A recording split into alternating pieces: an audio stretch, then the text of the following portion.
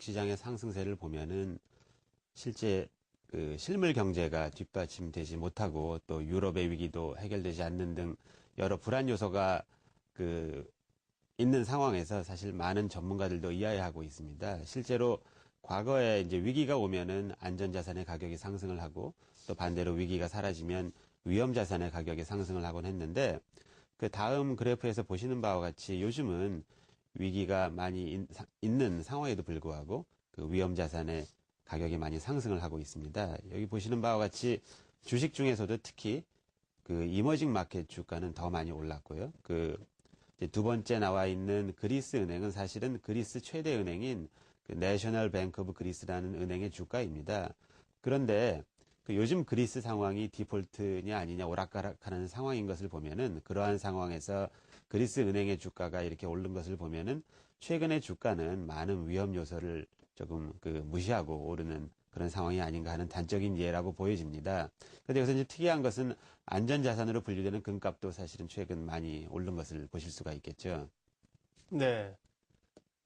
주식이나 금값 혹은 이제 불안한 금융기관인데도 돈이 들어왔다는 겁니다. 말씀하신 것처럼 펀더멘탈은 안 좋은데 주가나 안전자산의 가격이 상승하는 이유는 뭘까요, 그러면?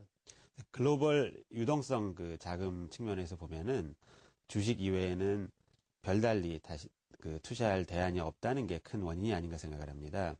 그 유동성 자금 측면에서 볼 때 크게 투자할 수단은 세 가지가 있는 것 같습니다. 첫 번째는 채권이나 MMF 같은 그 통화에 기반을 둔 이러한 확정금리 상품이 있을 수가 있겠고요. 네. 두 번째는 그 안전자산으로 또 특히 이제 분류가 되는 무수익 자산이긴 하지만 금과 같은 이러한 투자 수단이 있겠고요. 이제 마지막으로 그 뭐 부동산, 토지 또 회사, 주식이죠. 같은 실제 그 생산을 하는 이러한 자산이 있을 수 있겠습니다. 이제 그런데 위기가 오면은 항상 현금이 최고다 뭐 이런 식으로 그 안전자산을 선호하게 되는데 이러한 자산이 과연 안전한지는 과연 투자가 뭔지라는 것을 한번 다시 생각을 해보면서 판단을 해봐야 될 것 같습니다. 네. 그 투자라는 것은 뭐 일반적으로 그 미래보다 나은 수익을 얻기 위해서 현재 얼마를 투자하느냐 하는 이러한 게 이제 투자인데 그 과거에 옛날에 이솝이 얘기했던 것 같이 지금 현재 손 안에 있는 새 한 마리보다 그 나무 속에 있는 두 마리 새 가치가 높은가 하는 것을 비교하는 것처럼 구매력 기준으로 판단을 해야지 예를 들어서 5천 원을 투자해서 만 원이 된들 나중에 물가가 올라가서 점심 한 끼 먹지 못하는 가격이 되면은 투자에 성공할 수가 없다고 봐야 되겠죠. 그러한 측면에서 요즘과 같이 저금리 상황에서 과연 이러한 금리로 나중에 구매력이 유지될 수 있을까 하는 측면에서 생각을 해보면 이러한 그 확정 금리를 주는 이러한 상품이 아무리 원금이 보장됐다고 하더라도 그 무위험 수익 자산이 아니라 반대로 무수익 위험 자산이 아닌가 하는 이러한 생각입니다. 네. 예. 그 은행에 돈 넣어놓으면요, 이자를 받죠. 표면적으로는 받는데, 물가가 더 올라버리면 실제로는 은행에 돈 맡기고 돈을 내는 꼴이 될 수 있다는 겁니다. 실질 금리가 마이너스라는 건데요. 그렇게 될 수도 있으니까 실물 자산으로 간다. 근데 아직은 뭐, 부동산들은 워낙 서프라임에 되어서 못 오르고 있고요. 주식으로 가는 건데. 금은 어떻습니까? 금은 사실 지난해는 이제 안전자산 이 강화 현상이 좀 쇠퇴되면서 금값이 좀 떨어지지 않을까 싶었는데 올 들어서도 금값이 좀 올랐군요. 앞서를 예. 보니까요. 금값이 좀 오르긴 했는데 네. 그 많은 그 투기적인 요소가 있지 않은가 하는 생각입니다. 왜 그러냐 하면은 금이라는 것은 아까 말씀드린 것 같이 화폐 가치 하락에 대한 그러한 그 불안감 때문에 과거 금본위 제도의 영향인지 그러한 대안으로서 사실은 각광을 받고 있고 또 과거 10여 년간 가격도 많이 올랐습니다. 그런데 전 세계에 있는 모든 금을 합하면 그 양이 한 17만 톤 정도가 됩니다.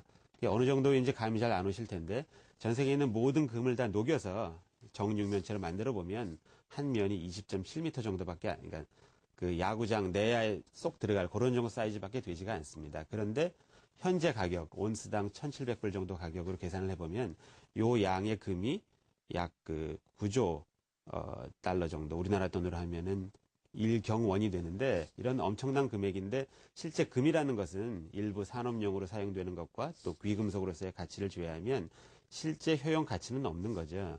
그래서 결국에는 금값이 올라가려면은 계속 위험 상황에서 나중에 누군가 비싸게 계속 사줘야 되는데 그런 면에서 어느 정도 한계에 있지 않나 생각이 됩니다. 예를 들어서 이러한 가격이면 우리나라 현재 상장 기업 전체 시가총액이 한 1200조 정도, 약 1조 달러 정도인데 그거의 10배입니다. 다시 말하면 전 세계 모든 금하고 우리나라 모든 상장사 10배 그 가격이 같은데 금이라는 것은 매년 뭐 가서 봐도 10년이 지나고 20년이 지나도 사실은 그대로이죠. 수익성이 없는 거죠. 무수익 자산인데 비해서 회사라는 것은 우리나라 상장 기업의 뭐 여기 매년 100조 원이라는 예상이 실제로는 그거보다 좀 적지만 10배면은 뭐 700조, 800조 이익이 나는데 이렇게 수익이 나는 자산이 아니라는 측면에서 보면은 금값의 최근 상승은 약간 투기준 요소가 많이 가만히 된 것으로 보이고 따라서 뭐 여러 가지로 봤을 때 유동성 자금 측면에서는 주식 이외에는 별다른 대안이 없어서 아무래도 당분간은 계속 이러한 상승세는 지속되지 않을까 하는 생각입니다.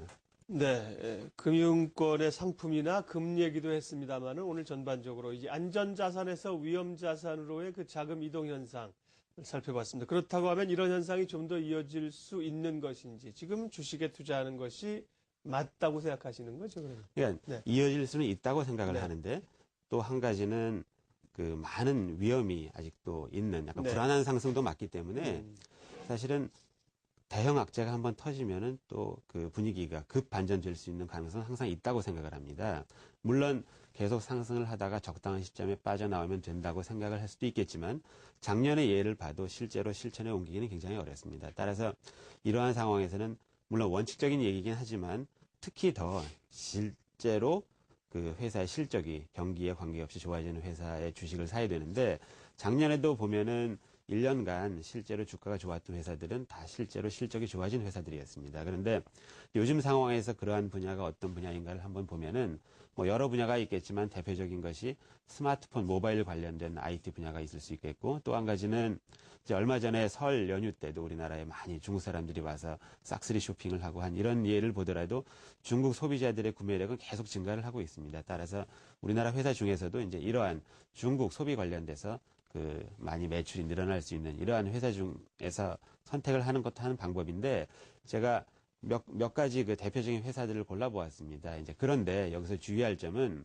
막연히 중국에서 매출이 늘어난다고 뭐 이러한 것보다도 조금 더 구체적으로 실제로 현재 당장 먼 훗날이 아니라 어느 정도 영향이 있는지를 좀 볼 필요가 있다고 생각합니다. 예를 들어서 중국 매출이 전체 매출의 5%도 안 되는 회사가 있으면 아무리 많이 성장을 하더라도 실제 당장 미치는 영향은 제한적입니다. 그래서 제가 한 가지 예로 CJ 오쇼핑이라는 홈쇼핑 회사 예를 들어봤는데 이 회사는 중국에 진출한 지도 오래됐고 중국에서 홈쇼핑 사업이 자리를 잡은 지가 오래되었습니다. 그런데 이제 중국 사업은 따로 자회사로 진행을 하고 있는데 이 회사 재무제표를 보면은 자회사 가치가 장부 가격으로 이렇게 잡혀 있습니다. 그런데 홈쇼핑이라는 것은 제조업, 장치 산업이 아니기 때문에 실제 가치는 장부가보다 훨씬 크고 또 특히 중국의 현재 홈쇼핑 침투율이라든지 성장 잠재력으로 볼 때 장부가보다 가치는 훨씬 큰 것 같습니다. 그러한 측면에서 판단을 해볼 때 현재도 이미 현재 우리나라 영업 가치와